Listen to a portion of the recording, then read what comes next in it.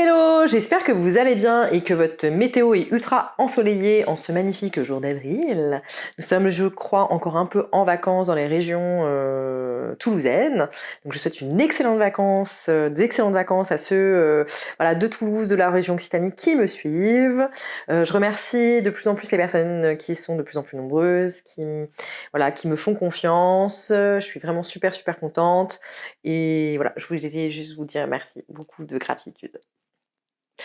Donc aujourd'hui, on va voir l'importance de l'entourage quand on est hypersensible. Hello, je m'appelle Déborah Chapelle, je suis votre coach haut potentiel émotionnel. J'accompagne les enfants, collégiens, lycéens et jeunes adultes hypersensibles à gérer leurs émotions et à choisir un parcours professionnel qui leur ressemble vraiment. Comme expliqué un peu en intro, l'importance de l'entourage chez un profil hypersensible est extrêmement important. Donc cette vidéo, c'est vraiment pour vous, les parents qui êtes un petit peu trop protecteurs avec vos enfants. Donc je vais faire un petit focus sur les enfants hypersensibles, suivi d'un focus adolescent hypersensible.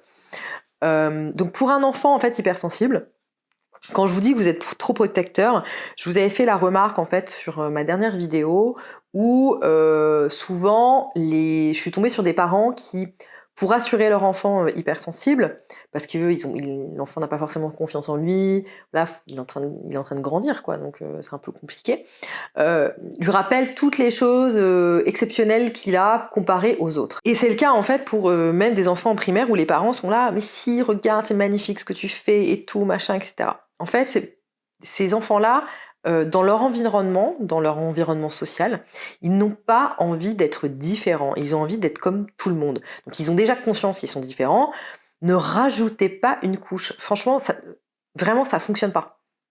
Et vous ne vous rendez pas compte à quel point c'est douloureux pour eux, en fait. Parce que vous appuyez sur ce qu'ils détestent le plus, leur différence. Donc arrêtez ça tout de suite. Qu'est-ce que vous demande un enfant hypersensible ? En fait, un enfant hypersensible, il vous demande 3 points essentiels.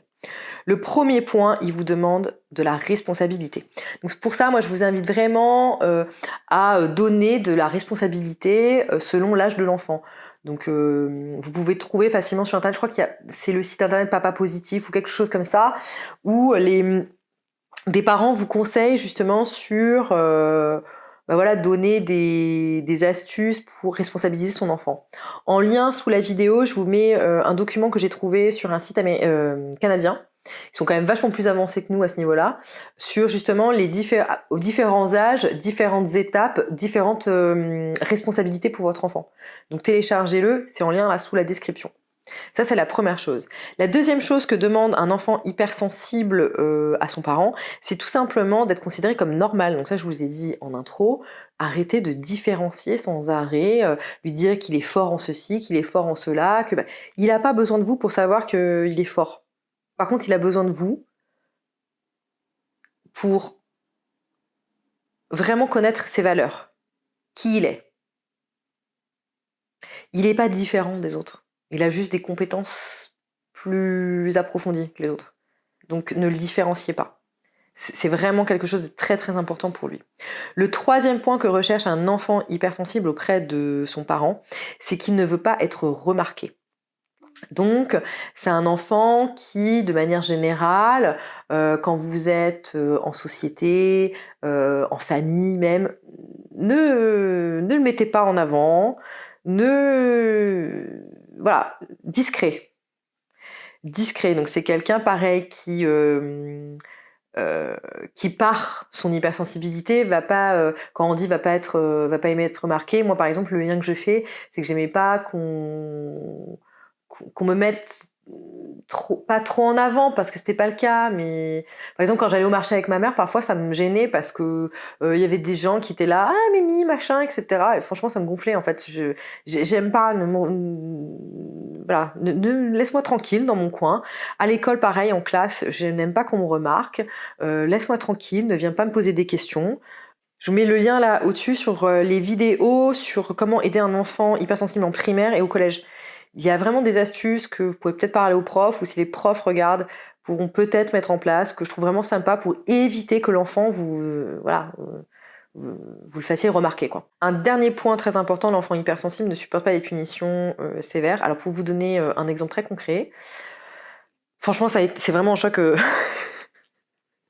Donc mon père, s'il regarde cette vidéo, il va trop s'en vouloir. Enfin, je sais pas. En fait, en CE2, donc j'avais 8 ans, j'ai changé d'école. Ça a été compliqué parce que toute ma classe a refusé de me parler parce que je venais pas de la ville dans laquelle j'étais. Sauf 2 personnes qui me parlaient. Donc je pense que voilà, c'était une atmosphère en fait au sein de l'école qui était compliquée pour moi. J'ai pas du tout aimé. Et mes notes ont chuté. Et en fait, j'ai commencé à cacher des mauvaises notes à mes parents. Et non, pardon. J'ai commencé à avoir des mauvaises notes. Et en fait, mon père a décidé de ne plus me parler jusqu'à temps que j'avais des bonnes notes. Et donc, genre, le matin, il me réveillait en frappant à la porte. Enfin voilà, moi, je sais pas si ça a duré longtemps. Pour moi, dans ma tête, ça a duré super longtemps, quoi. Et du coup, au-delà du fait que je trouve cette espèce de délire de parents, mais qui existe encore, hein, quand je parle à des parents, je me dis putain, waouh, de ce délire de mauvaise note, bonne note, genre je suis content, je suis pas content, mon Dieu. Pour éviter que ça arrive, bah, j'ai trouvé une nouvelle stratégie, j'ai caché mes notes. Donc je cachais mes notes, ou au pire je les changeais. 2 devenait 12. 0 devenait 10. Et donc mon père n'a pu, enfin je veux dire, a pas refait cette punition qui n'a aucun sens. Mais pour vous dire que les punitions trop sévères, qui n'ont aucun sens, peuvent avoir des conséquences plus graves, quoi. Et franchement, j'ai caché toujours mes sales notes jusqu'à la fin, hein. Je n'ai plus jamais balancé mes sales notes, hors de question. Et je vous raconte ça, franchement, je suis pas bien. Donc, ce qui est important en tant que parent pour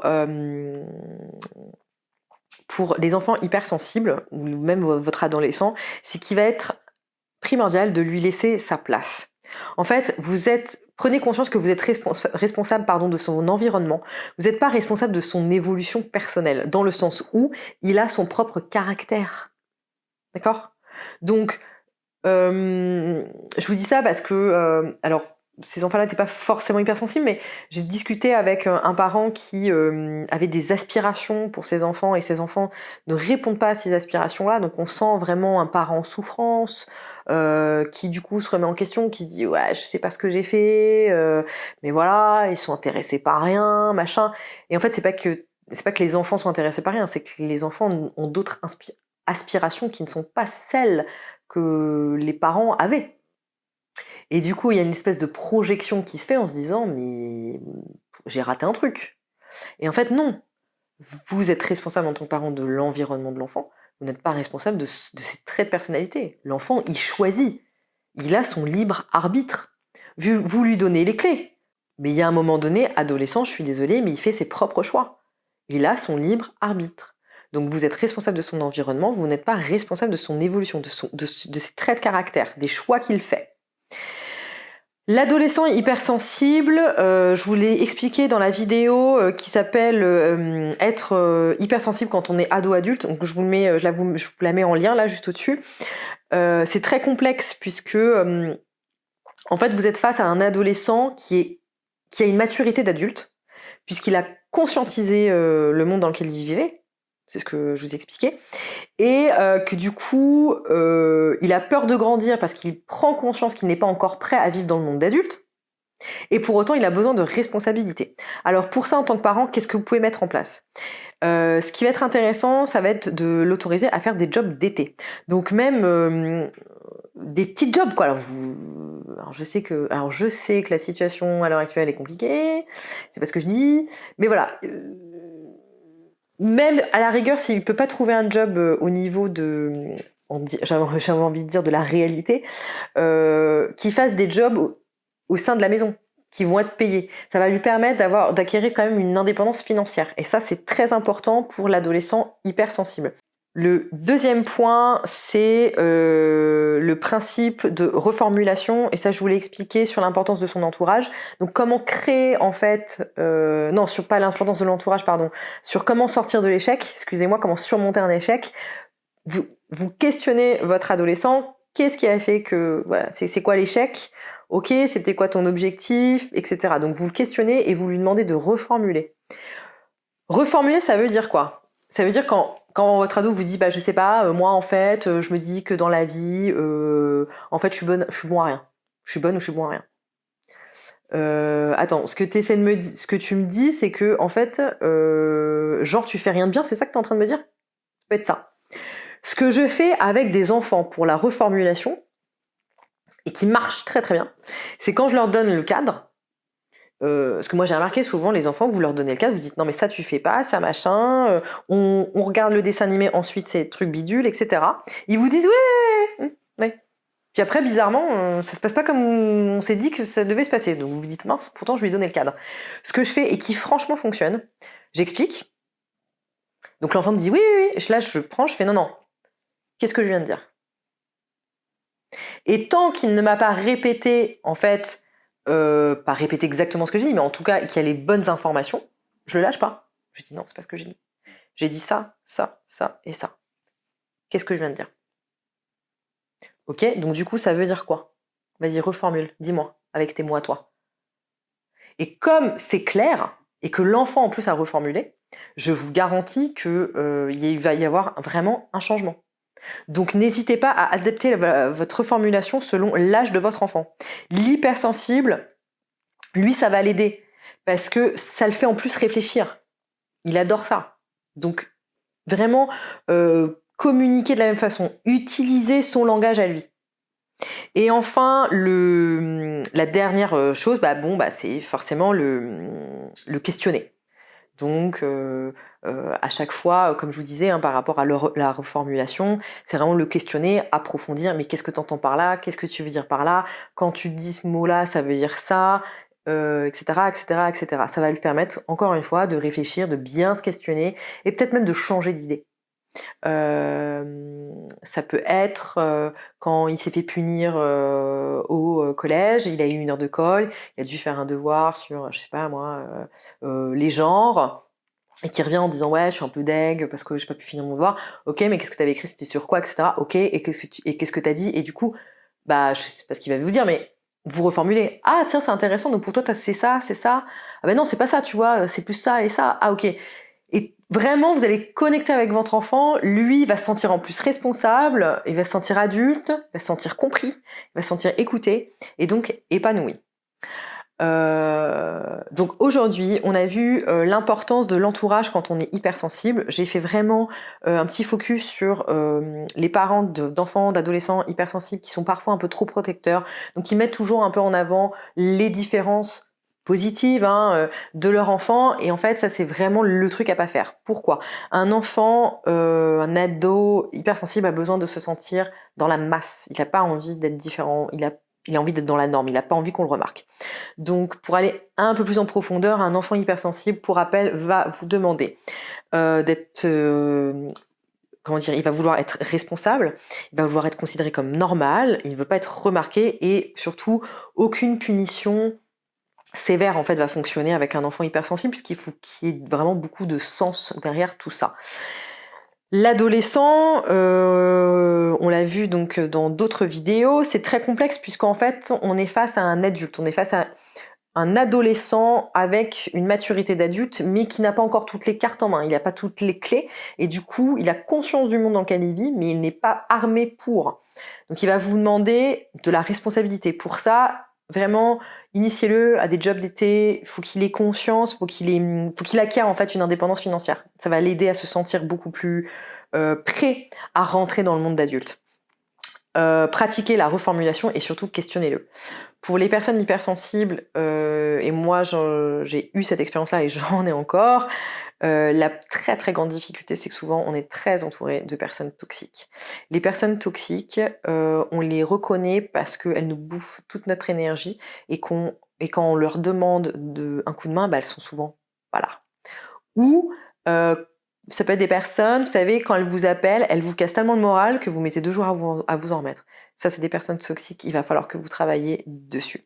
Je vous invite vraiment à le faire. Si cette vidéo vous a apporté des réponses, je vous invite à liker, à vous abonner à la chaîne et si vous avez des questions, n'hésitez pas à commenter. N'oubliez pas que sous le lien de la description, il y a plusieurs liens qui pourront vraiment vous être utiles, dont les tests de personnalité qui vont pouvoir vous aider à identifier le trait de caractère, les traits de personnalité voilà, de votre enfant, enfin plutôt de votre adolescent hypersensible. Voilà, je vous remercie beaucoup, je vous souhaite une excellente journée et je vous dis à très vite. Ciao!